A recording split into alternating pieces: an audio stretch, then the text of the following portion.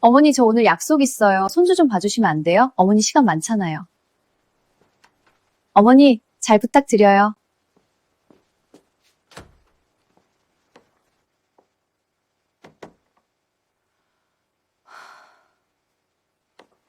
며느리가 나가자 한숨이 절로 났습니다. 아무 말도 하지 못했죠. 그저 웃으며 고개를 끄덕였습니다. 그날도 그랬습니다. 그 전날도 그랬고 그 전전날도 마찬가지였죠. 35년. 밥을 짓고 제사를 지내고 아이들을 키웠습니다. 단 한 번도 수고했다는 말을 들은 적이 없었습니다. 그러던 어느 날 밤, 이 여자는 평생 처음으로 가족 앞에서 말했습니다. 나 평생 당신이랑 애들 위해 살았어. 이제 나도 나로 살고 싶어. 대체 이 여자에게 무슨 일이 있었던 걸까요? 이야기 시작 전 구독과 좋아요 눌러주시면 영상 제작에 큰 힘이 됩니다. 그럼 이야기 바로 시작하겠습니다. 2024년 인천의 낡은 아파트 5층. 엘리베이터도 없는 그 건물에서 김정순의 하루는 언제나 새벽 5시 반에 시작되었습니다. 잠에서 깨는 것은 알람 소리 때문이 아니었습니다. 몸이 그냥 아는 것이었죠. 일어나야 할 시간이라는 걸.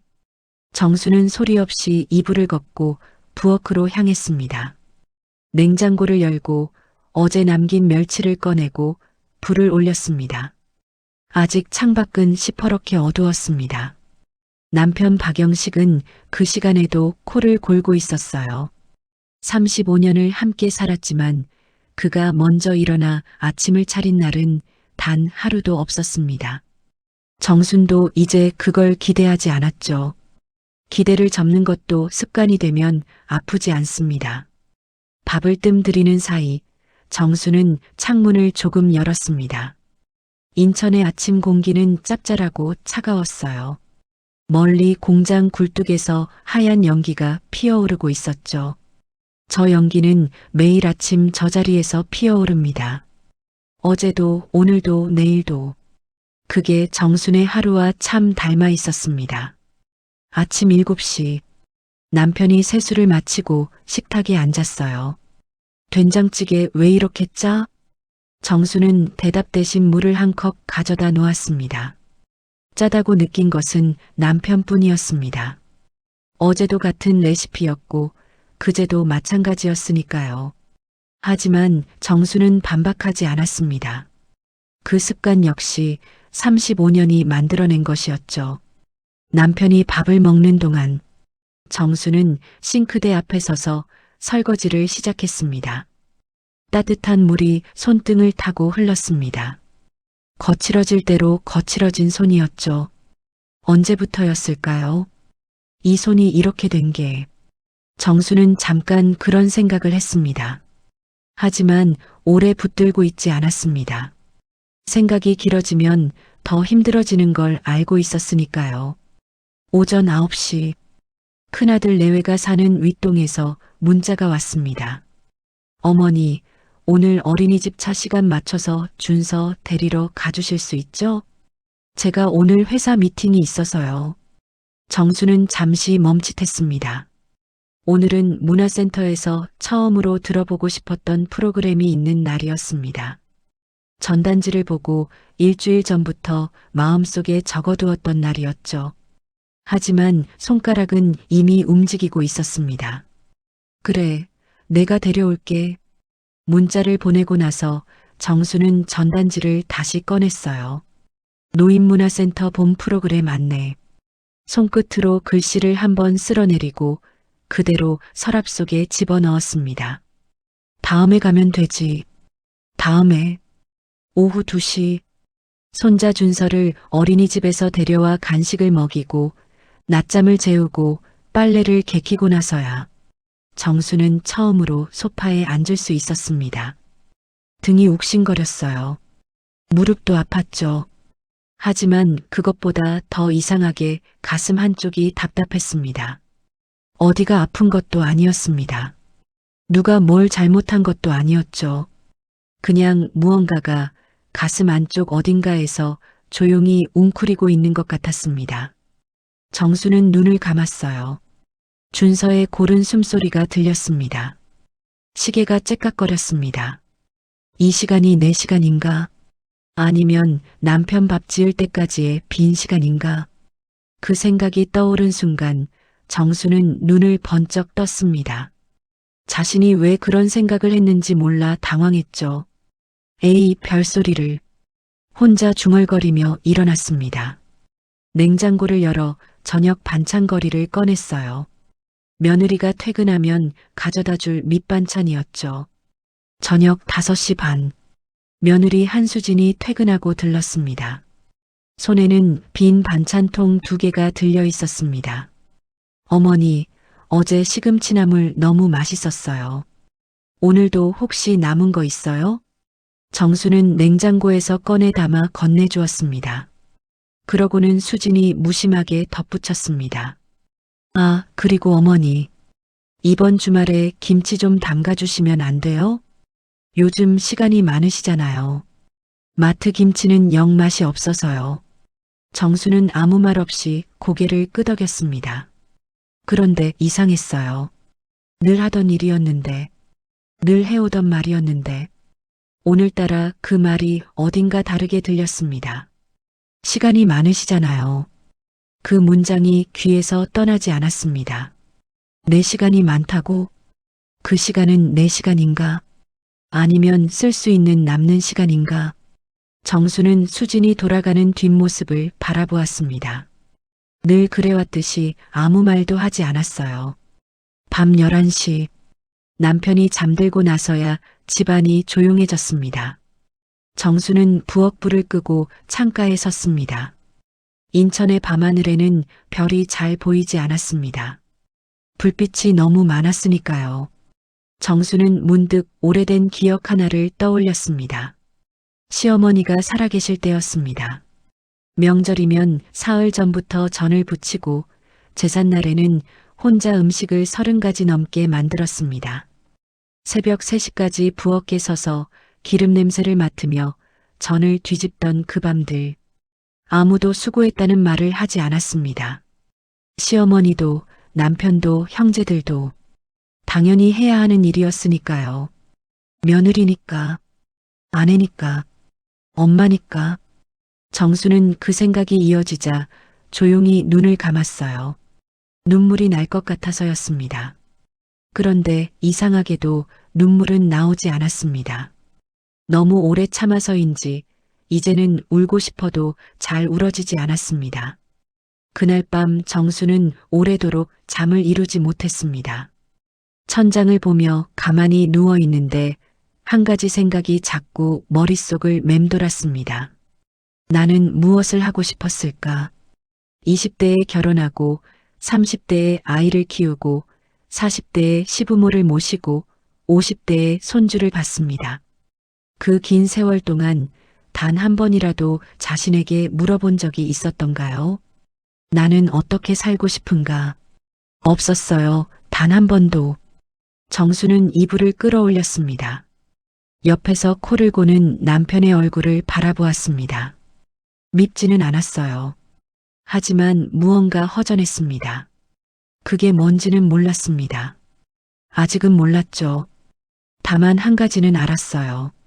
오늘 처음으로 그 질문이 생겼다는 것을. 나는 어떻게 살고 싶은가?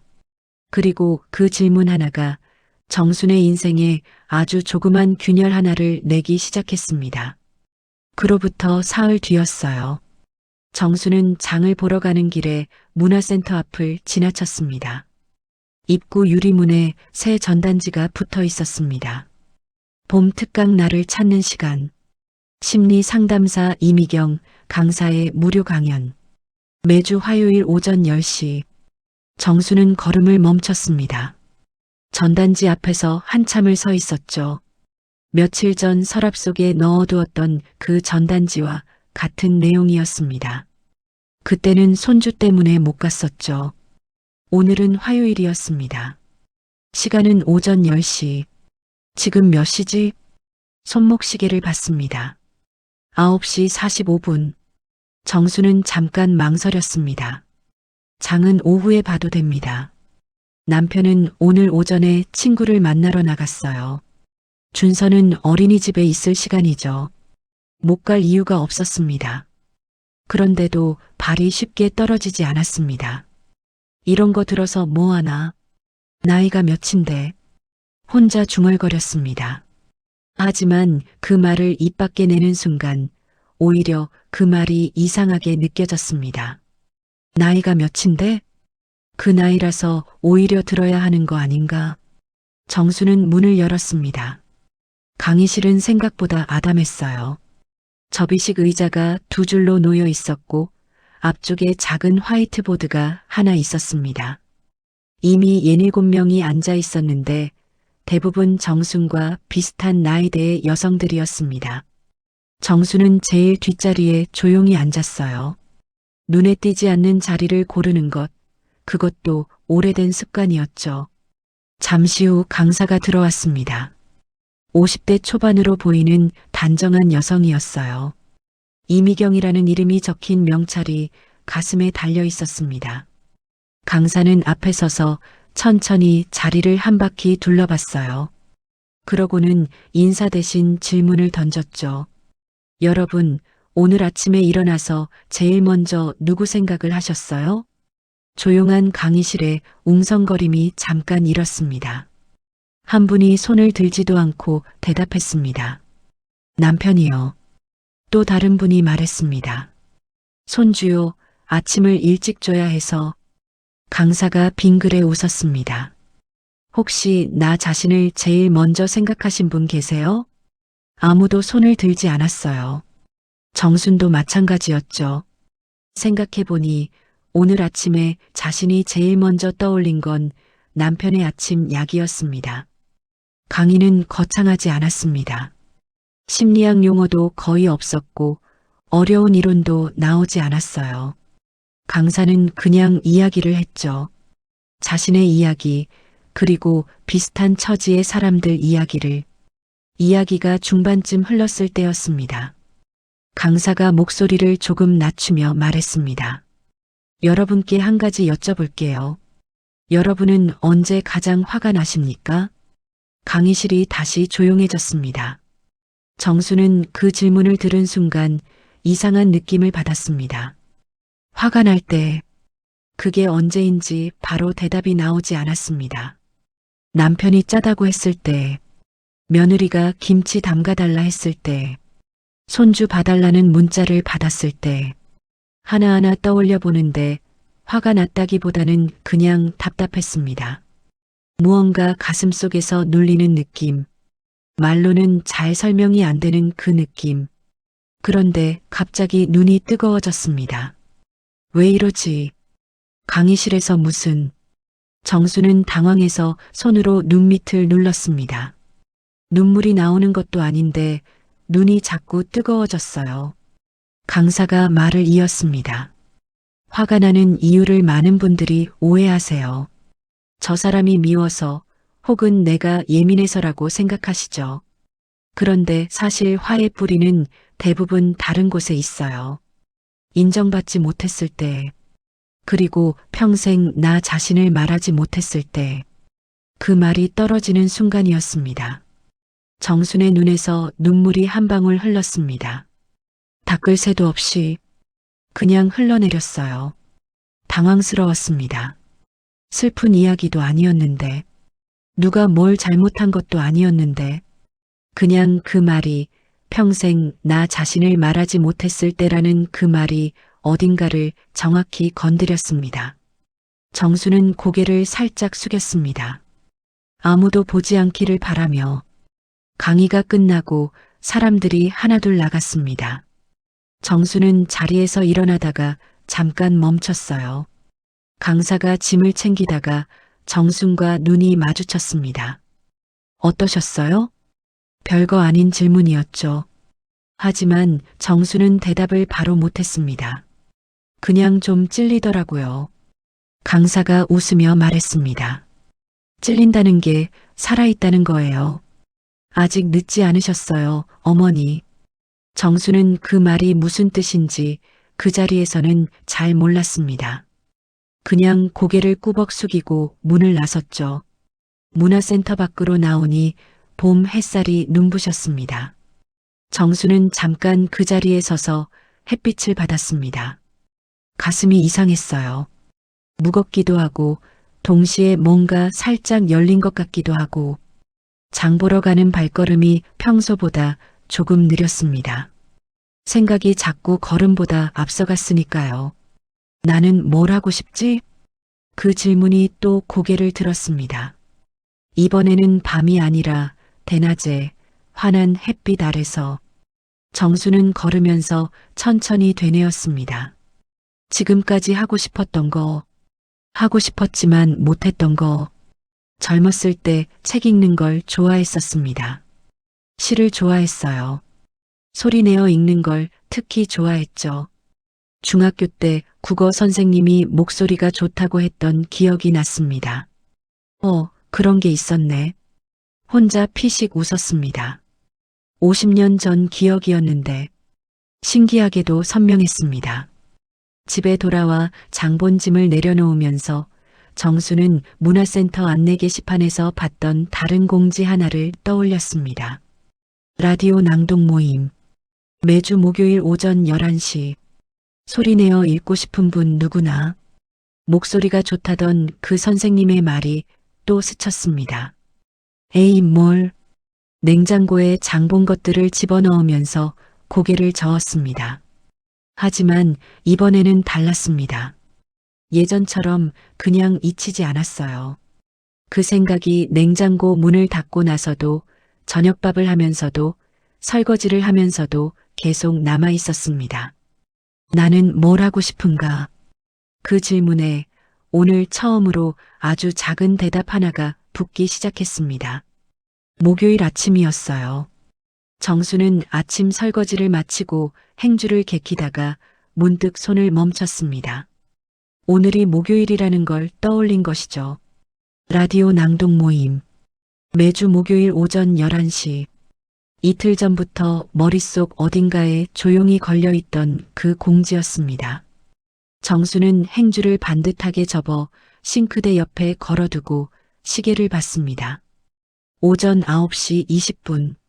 시간은 충분했습니다. 남편은 오늘 오전에 동네 경로당에 간다고 했습니다.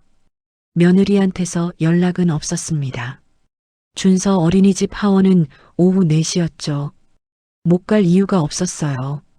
그런데 이상하게 몸이 잘 움직여지지 않았습니다. 뭘 입고 가지? 거기 아는 사람 있으면 어쩌지? 나 같은 사람이 가도 되는 건가? 생각이 꼬리를 물었습니다.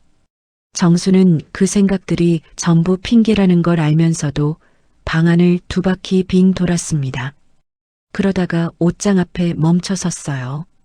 연한 하늘색 면블라우스를 꺼냈습니다. 몇 년 전 딸이 생일 선물로 사준 옷이었는데 한 번도 제대로 입고 나간 적이 없었죠. 어디 입고 가기엔 너무 예쁘다고 생각해서 아껴두었던 옷이었습니다. 오늘 입자. 정수는 그 블라우스를 손에 들었습니다. 문화센터 2층 작은 방이었습니다. 문을 열었을 때 이미 4명이 둥글게 앉아 있었어요. 모두 60에서 70 사이로 보이는 여성들이었고 각자 손에 얇은 종이 한 장씩을 들고 있었습니다. 정순이 문 앞에 서자 제일 앞에 앉은 여자가 먼저 웃으며 손짓했습니다. 어서 오세요. 새로 오셨어요? 여기 앉으세요. 괜찮아요. 정수는 조용히 들어가 빈자리에 앉았습니다. 진행을 맡은 자원봉사자인 듯한 50대 여성이 새 종이 한 장을 건네줬습니다. 오늘 처음이시죠? 오늘 낭독글이에요. 부담 없이 그냥 같이 읽으시면 돼요. 종이를 받아들었습니다. 제목이 눈에 들어왔습니다. 나에게 보내는 편지. 정수는 제목을 한 번 더 읽었습니다. 나에게 보내는 편지. 가슴 어딘가가 살짝 조여드는 느낌이었습니다. 낭독은 돌아가면서 한 단락씩 읽는 방식이었습니다. 먼저 온 분들이 차례대로 읽기 시작했습니다. 편지의 첫 문장은 이랬습니다. 당신은 오늘 몇 번이나 자신의 이름을 불렀나요? 두 번째 단락을 읽은 분의 목소리가 낮고 차분했습니다. 당신은 누군가의 엄마이기 전에, 누군가의 아내이기 전에 그냥 당신이었습니다. 그 사실을 잊지 마세요. 세 번째 단락이 정순의 차례였습니다. 종이를 들었어요. 손이 아주 조금 떨렸죠. 목이 살짝 잠기는 느낌도 있었습니다. 정수는 숨을 한번 고르고 천천히 읽기 시작했습니다. 당신이 흘린 눈물을 아무도 몰랐을 거예요. 당신이 참은 말을 아무도 기억하지 않을 거예요. 하지만 당신은 알고 있잖아요. 그러니까 이제는 당신이 당신에게 말해줄 차례예요. 읽는 동안 목소리가 한번 살짝 갈라졌습니다. 정수는 잠깐 멈췄습니다. 괜찮아요. 천천히 읽으세요. 옆에 앉은 분이 작게 말해줬습니다. 정수는 다시 읽었습니다. 끝까지. 낭독이 끝나고 잠깐 소감을 나누는 시간이 있었습니다. 처음 온 사람들은 안 해도 된다고 했지만 정수는 자신도 모르게 입을 열었습니다. 읽다가 목이 메었어요. 제 이야기 같아서. 그 말을 하고 나서 정수는 괜히 쑥스러워 고개를 숙였습니다. 그런데 주변에서 웃음소리가 났습니다. 비웃는 웃음이 아니었습니다. 다들 고개를 끄덕이며 공감하는 웃음이었죠. 저도요. 저도 그랬어요. 처음에. 제일 먼저 손짓했던 여자가 말했습니다. 저는 세 번째 올 때까지 매번 울었어요. 그러다 보면 어느 순간 울지 않게 되더라고요. 이상하게도 그때부터 좀 편해지더라고요. 정수는 그 말을 조용히 새겼습니다. 울지 않게 되면 편해진다. 어딘가 이해가 되는 말이었습니다. 집으로 돌아오는 길이었습니다. 봄바람이 적당히 불었고 가로수 사이로 연두빛 잎들이 막 돋아나고 있었어요. 정수는 평소보다 천천히 걸었습니다. 서두를 이유가 없었습니다. 아직 오전이었고 남편도 없었고 아무도 기다리는 사람이 없었으니까요. 이게 뭔가 싶었습니다. 이렇게 천천히 걷는 게 이상하게 낯설었습니다. 항상 바쁘게 움직였으니까요. 장 보러 가는 것도, 어린이집에 손주 데리러 가는 것도, 밥 지으러 들어오는 것도 늘 무언가를 향해 달려가는 발걸음이었습니다. 지금 이 걸음은 달랐습니다. 그냥 걷는 걸음이었습니다. 정수는 가로수 아래 벤치에 잠깐 앉았습니다. 아무것도 안 하고 그냥 앉아 있었어요. 하늘을 올려다봤죠. 봄 하늘은 옅고 맑았습니다. 이런 하늘이었구나. 맨날 아래만 보고 다녔더니 몰랐네. 혼자 중얼거렸습니다. 그 말이 우습기도 하고 조금 슬프기도 했습니다. 그날 저녁이었습니다. 밥을 다 먹고 남편이 텔레비전을 보는 동안 정수는 부엌에서 설거지를 하다가 문득 생각했습니다. 다음 주 목요일에도 가야겠다. 그 생각이 들었을 때 정수는 자신도 모르게 입꼬리가 올라갔습니다. 이상한 일이었어요. 별것도 아닌 일이었습니다. 그냥 동네 문화센터 낭독 모임이었습니다. 글 몇 줄 소리 내어 읽는 것뿐이었죠. 그런데 왜인지 내일이 기다려지는 기분이었습니다. 정확히는 다음 목요일이 기다려졌습니다. 정수는 오랫동안 이런 기분을 느껴본 적이 없었습니다. 무언가를 기다리는 기분, 내가 원해서 가는 곳이 생긴 기분. 설거지를 마치고 고무장갑을 벗으면서 정수는 그 기분을 조심스럽게 마음속에 넣어두었습니다. 유리컵처럼 깨질까봐 살살. 그로부터 2주가 지났습니다. 정수는 낭독 모임에 2번 더 나갔습니다. 첫 번째는 또 목이 메었어요. 두 번째는 조금 덜 메었죠. 모임에서 알게 된 분이 있었어요. 이름은 최순례, 올해 71였습니다. 퇴직한 초등학교 교사 출신으로 낭독 모임에 나온 지는 석 달이 됐다고 했습니다. 순례는 정순에게 처음 말을 건넸던 바로 그분이었습니다. 목소리가 낮고 따뜻한 분이었습니다.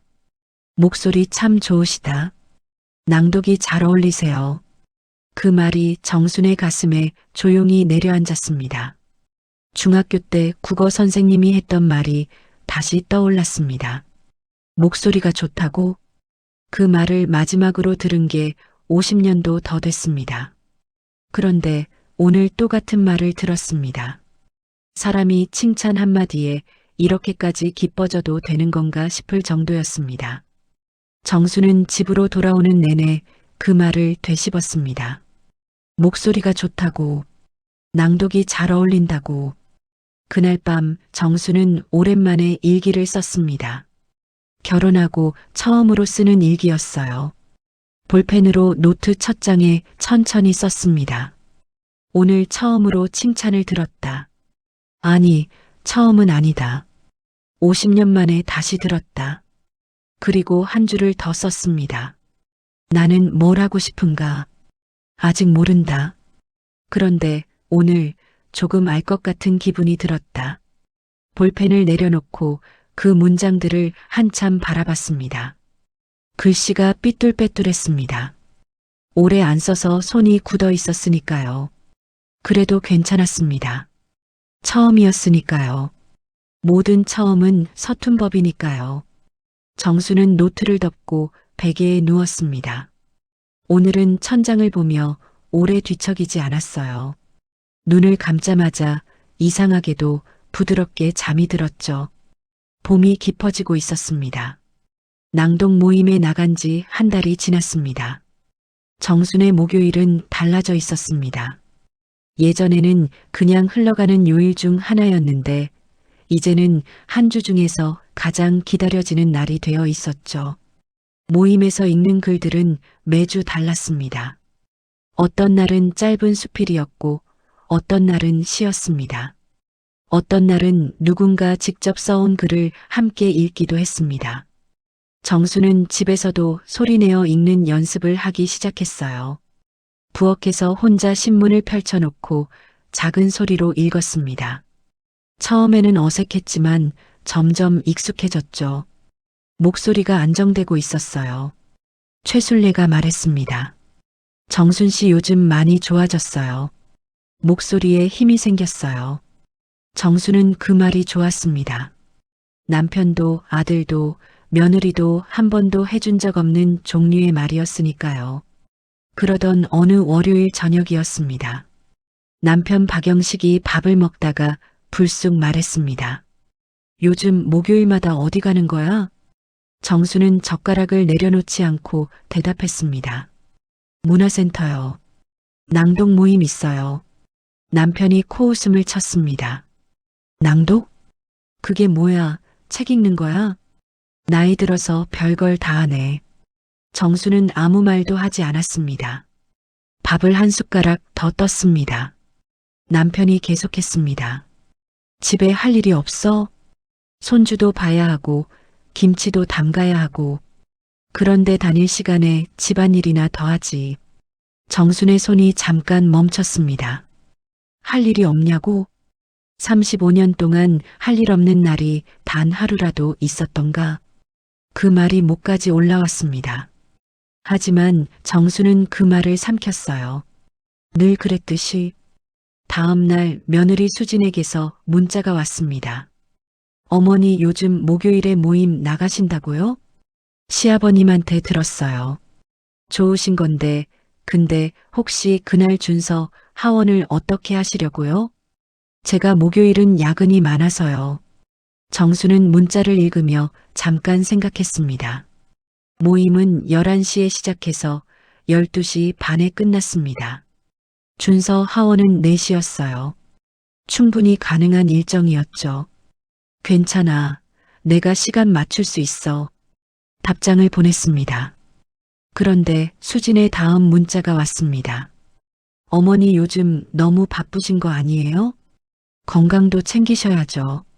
정수는 그 문자를 한참 들여다봤습니다. 바쁘다고? 내가 바쁘다고? 35년 동안 단 한 번도 바쁘다는 말을 들어본 적이 없었습니다. 명절에 사흘을 세워 음식을 해도 시부모님 병수발을 들어도 그런데 일주일에 한 번 1시간 반짜리 모임에 나가니까 바쁘다는 말을 듣게 됐습니다. 정수는 핸드폰을 내려놓았습니다.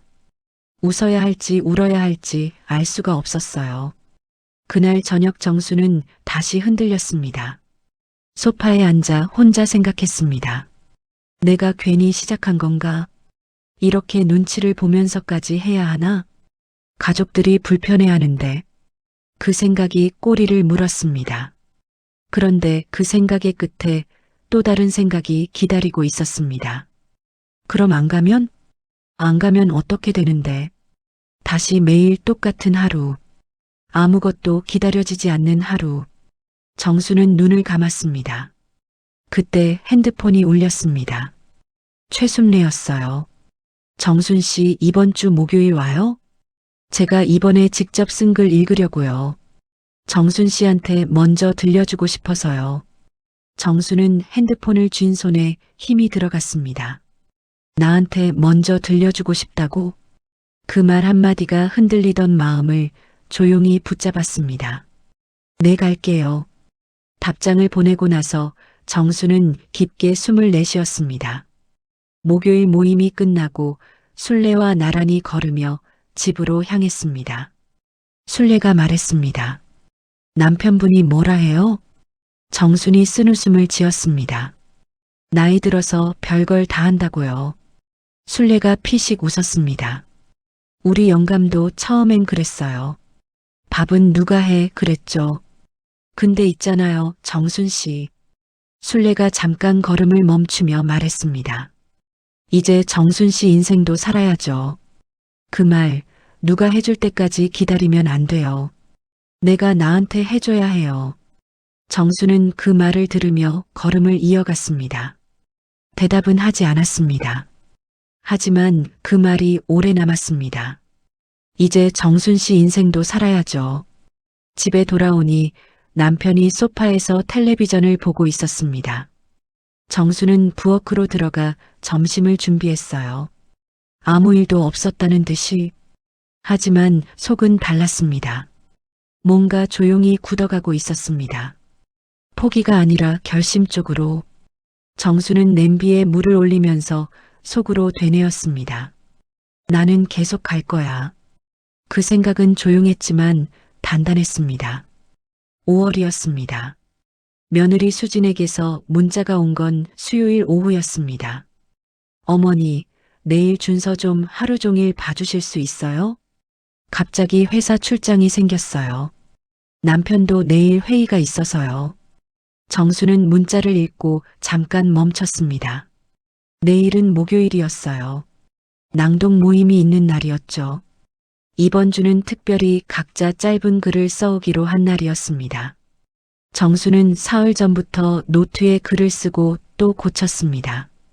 처음으로 자신이 직접 쓴 글을 읽는 날이었죠.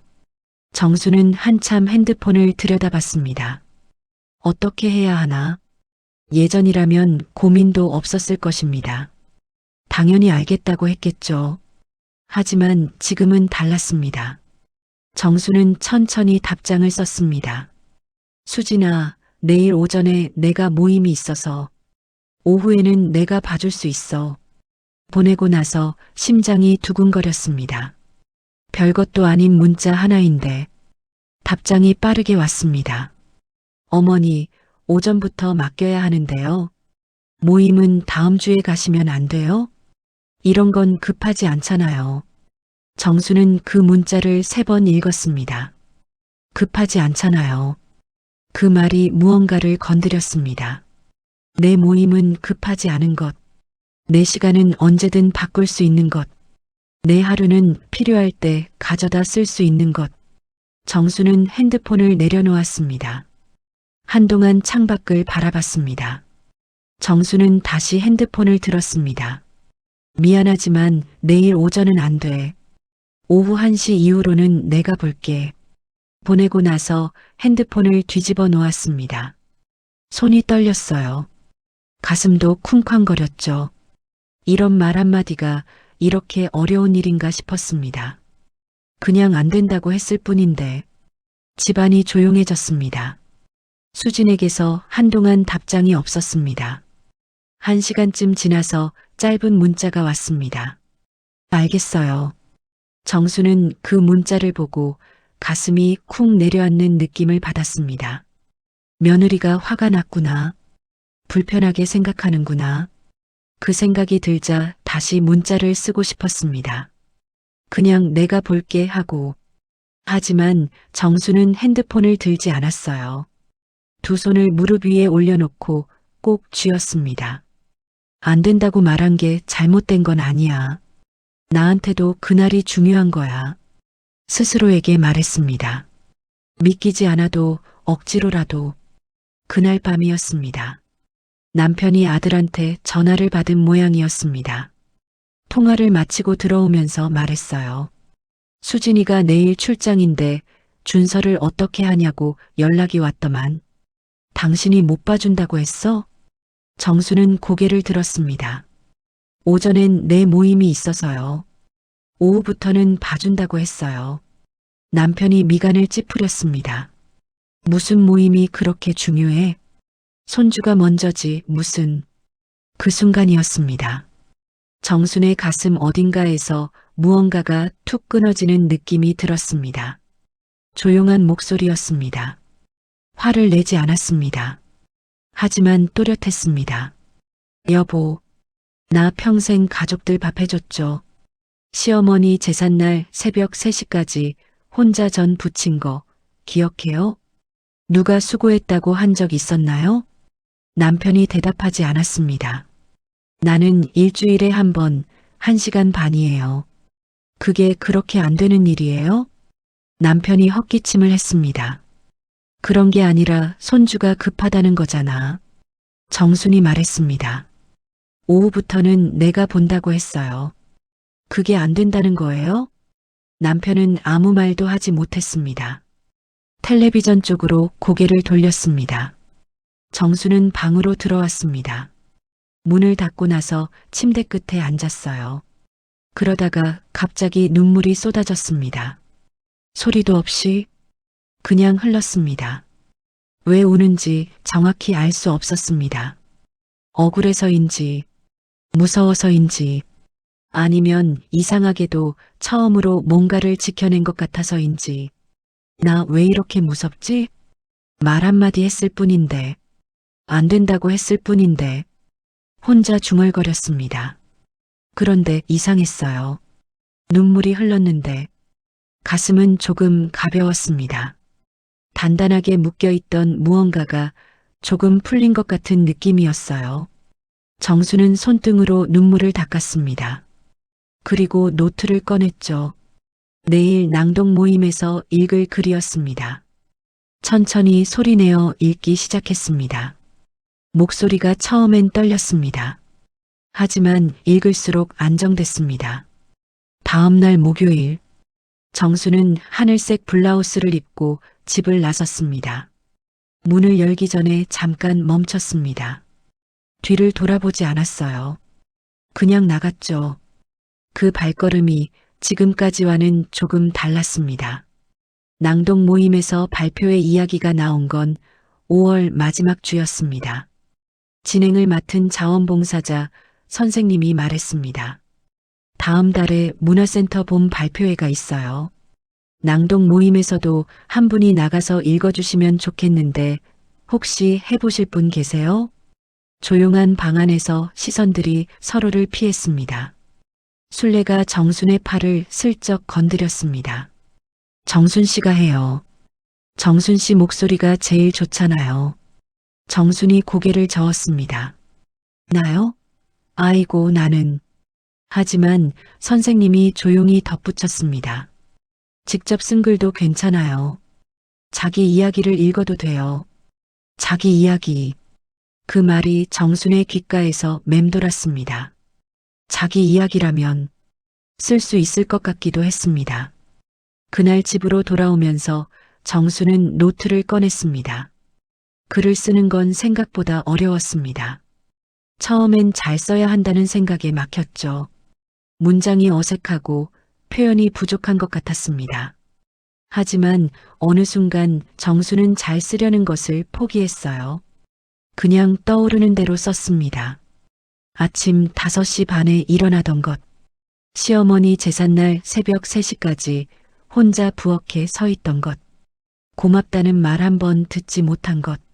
며칠 전 안 된다고 말하고 혼자 울었던 것. 쓰다 보니 멈추지 않았습니다. 손이 먼저 움직였습니다. 1시간쯤 지났을 때 정수는 볼펜을 내려놓았습니다. 노트 2페이지가 꽉 찼습니다. 제목을 뭘로 할까? 한참 생각하다가 썼습니다. 나는 한 번도 나를 말하지 못했습니다. 그게 제목이 됐습니다. 발표회는 6월 둘째 주 토요일이었습니다. 문화센터 1층 강당에 의자가 50개쯤 놓였습니다. 노인 요가팀, 한국화 그리기팀, 통기타 동아리가 차례로 발표를 했습니다. 낭독 모임은 마지막 순서였습니다. 정수는 무대 옆에서 기다리며 손에 들린 종이를 몇 번이나 다시 읽었습니다. 외울 만큼 읽은 글이었는데도 눈이 자꾸 같은 줄에서 멈췄습니다. 나는 한 번도 수고했다는 말을 듣지 못했습니다. 순례가 옆에서 팔을 꼭 잡아줬습니다. 정순 씨, 잘할 수 있어요. 그냥 우리한테 읽어준다고 생각해요. 정수는 고개를 끄덕였습니다. 숨을 고르게 쉬려고 노력했습니다. 이름이 불렸어요. 정수는 천천히 무대 위로 걸어갔습니다. 마이크 앞에 서서 객석을 봤어요. 50개의 의자가 거의 다 차 있었습니다. 모르는 얼굴들이었습니다. 하지만 앞줄에 순례가 앉아 있었어요. 눈이 마주치자 순례가 살며시 웃었습니다. 정수는 종이를 들고 천천히 입을 열었습니다. 제목은 나는 한 번도 나를 말하지 못했습니다. 입니다. 그리고 읽기 시작했습니다. 읽는 동안 강당이 조용했습니다. 정순의 목소리는 처음엔 조금 떨렸어요. 하지만 두 번째 단락부터는 안정됐습니다. 50년 동안 삼킨 말들이 이제야 목소리가 된 것처럼 오히려 힘이 실렸습니다. 마지막 문장을 읽을 때였습니다. 나는 이제야 묻습니다. 나는 어떻게 살고 싶었을까요? 그리고 이제부터라도 그렇게 살 수 있을까요? 읽고 나서 고개를 들었습니다. 객석 여기저기서 손수건을 꺼내는 사람들이 보였습니다. 소리 없이 눈물을 훔치는 분들이 있었습니다. 박수가 시작됐습니다. 처음엔 앞줄에서, 그리고 강당 전체로 퍼졌습니다. 정수는 마이크 앞에 서서 그 박수 소리를 들었습니다. 눈물이 나올 것 같았어요. 하지만 이번엔 울지 않았습니다. 그냥 웃었습니다. 조용히 오랫동안. 발표회가 끝나고 정리를 하는데 문화센터 관계자 한 분이 다가왔습니다. 50대 초반의 남자였습니다. 어르신, 글이 정말 좋으셨어요. 저희 센터에서 지역 라디오랑 연계해서 어르신 사연 프로그램을 준비 중인데요. 혹시 어르신 이야기를 사연으로 만들어 보실 의향이 있으세요? 정수는 그 말을 듣고 한동안 말을 못했습니다. 라디오요? 저 같은 사람 이야기를요? 관계자가 고개를 끄덕였습니다. 네, 어르신 같은 분들 이야기가 오히려 더 많은 분들한테 닿아요. 잘 쓴 이야기가 아니라 진짜 이야기가 필요하거든요. 진짜 이야기. 정수는 그 말을 속으로 한 번 더 되뇌었습니다. 집으로 돌아오는 버스 안에서 정수는 창밖을 바라봤습니다. 라디오. 내 이야기가 라디오에 실감이 나지 않았습니다. 예전의 정순이었다면 손을 내저었을 것입니다. 저 같은 게 무슨 하고. 하지만 오늘의 정수는 달랐습니다. 버스 창에 비친 자신의 얼굴을 봤습니다. 나쁘지 않았습니다. 라디오 사연 녹음은 2달 뒤로 잡혔습니다. 그 2달 동안 정수는 조금씩 달라지고 있었어요. 목요일 낭독 모임은 빠지지 않았죠. 글도 계속 썼습니다. 노트가 한 권 다 차고 두 번째 노트가 시작됐습니다. 순례와는 일주일에 2번씩 문화센터 근처 작은 분식집에서 만났어요. 순두부찌개를 먹으며 이야기를 나눴습니다. 별것 아닌 이야기들이었습니다. 하지만 그 시간이 정순에게는 가장 자기 자신 같을 수 있는 시간이었습니다. 남편은 여전히 내키지 않는 표정을 지을 때가 있었죠. 며느리는 여전히 가끔 부탁을 했습니다. 정수는 가능한 건 들어줬고 안 되는 건 안 된다고 했습니다. 예전처럼 매번 들어주지는 않았어요. 그러던 7월의 어느 저녁이었습니다. 아들 내외가 함께 왔습니다. 저녁을 먹고 나서 아들 재호가 꺼냈습니다. 어머니, 라디오 나간다는 거 사실이에요? 정순이 고개를 끄덕였습니다. 응, 다음 달에. 재호가 말했습니다. 근데 어머니, 솔직히 그게 필요한 거예요? 동네에 아는 사람도 많은데 그런데 나가서 집안 얘기하시는 거잖아요. 좀 창피하지 않아요? 정순의 숟가락이 멈췄습니다. 창피하다고? 수진도 거들었습니다. 저도 좀 걱정이 됐어요. 사실 어머니가 힘드셨다는 내용이잖아요. 괜히 주변에서 저희 가족 얘기하면 어떡해요. 남편이 그제야 한마디 거들었습니다. 그러니까 내가 처음부터 그랬잖아. 이 나이에 그런 거에서 뭐해. 세 사람의 말이 한꺼번에 쏟아졌습니다. 정수는 그 말들을 다 들으면서 아무 말도 하지 않았습니다. 그날 밤이었습니다. 모두 돌아가고 설거지를 마치고 나서 정수는 다시 방 안에 혼자 앉았습니다. 흔들렸습니다. 솔직히 많이 흔들렸습니다. 창피하다는 말이 가장 아팠습니다. 아들 입에서 나왔으니까요. 그 아이를 낳고 키우고 대학 보내고 결혼시키는 동안 창피한 적이 없었는데 그 아이가 지금 엄마한테 창피하다고 말하고 있었습니다. 정수는 오래 앉아 있었어요. 노트를 꺼내지도 않았죠. 그냥 앉아 있었습니다. 자정이 넘었을 때 남편이 방에 들어왔습니다. 불을 켜지 않은 방에 정순이 혼자 앉아 있는 걸 보고 남편이 멈칫했습니다. 왜 불도 안 켜고 있어? 정수는 대답하지 않았어요. 뭔가를 말하려다가 한 번, 또 하려다가 한 번 망설이는 게 느껴졌습니다. 잠시 후 남편이 말했습니다. 정순아. 정순이 남편을 봤습니다. 나 오늘 재호가 창피하다는 말 했을 때 나도 그 말은 좀 심하다 싶었어. 정수는 아무 말도 하지 않았습니다. 남편이 계속했습니다. 근데 있잖아. 나도 사실 당신이 그동안 얼마나 힘들었는지는 잘 몰랐어. 알려고 하지도 않았고 방 안이 조용했습니다. 정수는 그 말을 듣고 뭔가 목 안쪽이 뜨거워지는 걸 느꼈습니다. 남편이 35년 만에 처음 꺼내는 종류의 말이었습니다. 정수는 조용히 말했습니다.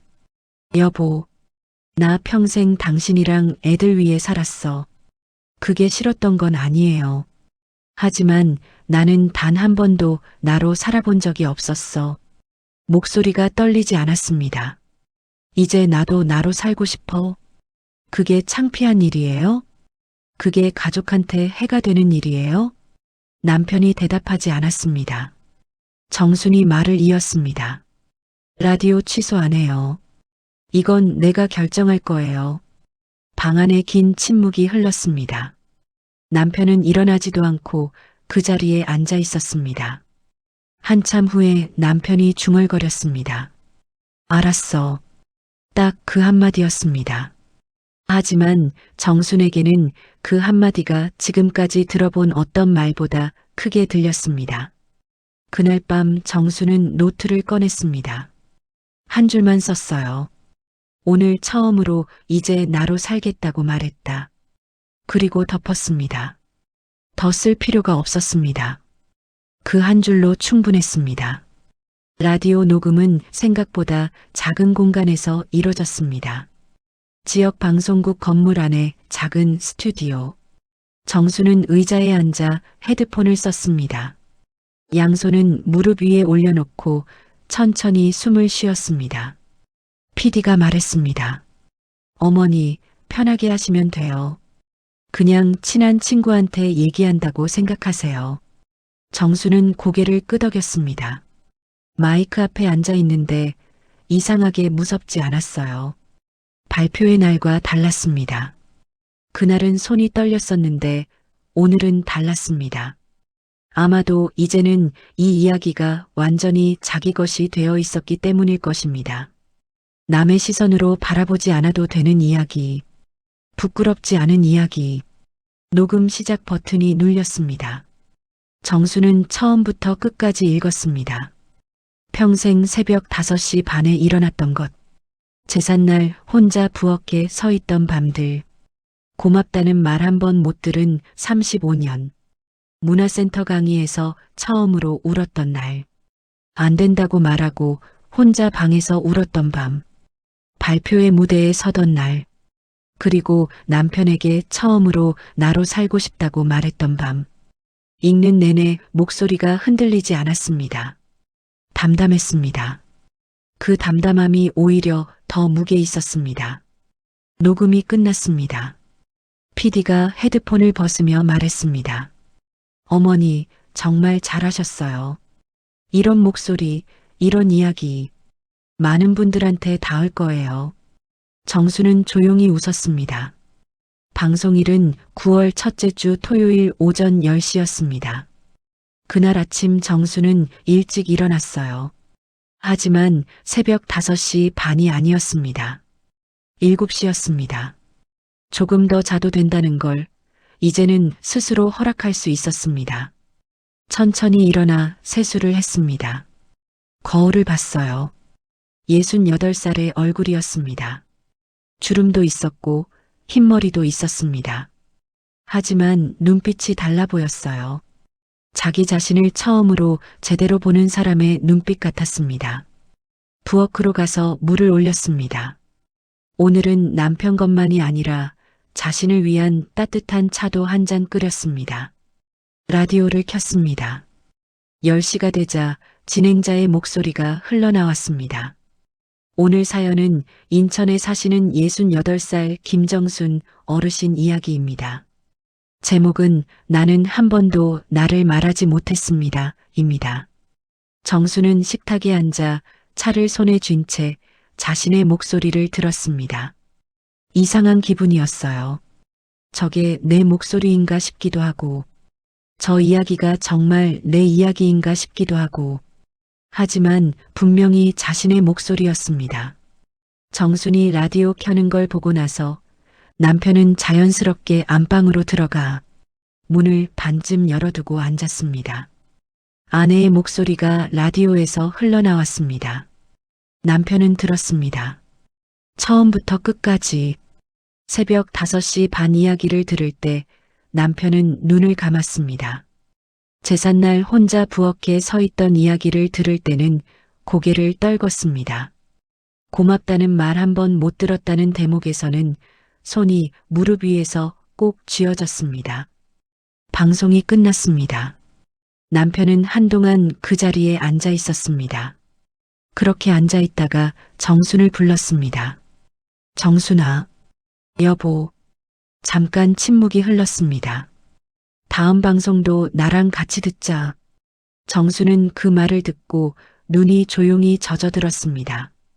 기쁨인지 안도인지 아니면 35년이 지나서야 건너온 무언가인지 정확한 이름은 없었습니다. 그냥 따뜻했습니다. 다음 방송도 나랑 같이 듣자. 그 말 한마디가 수고했다는 말보다 고맙다는 말보다 지금 이 순간 정순에게는 가장 필요한 말이었습니다. 인천의 9월 아침 햇살이 창문 가득 들어오고 있었습니다. 정수는 그 햇살 속에 잠깐 서 있었습니다. 그리고 아주 작게 혼자 중얼거렸습니다. 나 이제야 나로 살고 있어. 그 말이 부끄럽지 않았습니다. 너무 늦었다는 생각도 들지 않았습니다. 봄에 씨앗을 뿌리면 가을에 거두는 것처럼 정순의 계절은 지금 막 열매를 맺고 있었습니다. 68살의 봄이 이제야 제대로 시작되고 있었습니다. 지금까지 정순의 이야기를 끝까지 들어주셔서 감사합니다. 오늘 이야기에 마음이 움직이셨다면 구독과 좋아요로 응원해주세요. 댓글로 여러분의 생각도 전해주세요. 따뜻한 이야기를 만드는 큰 힘이 됩니다.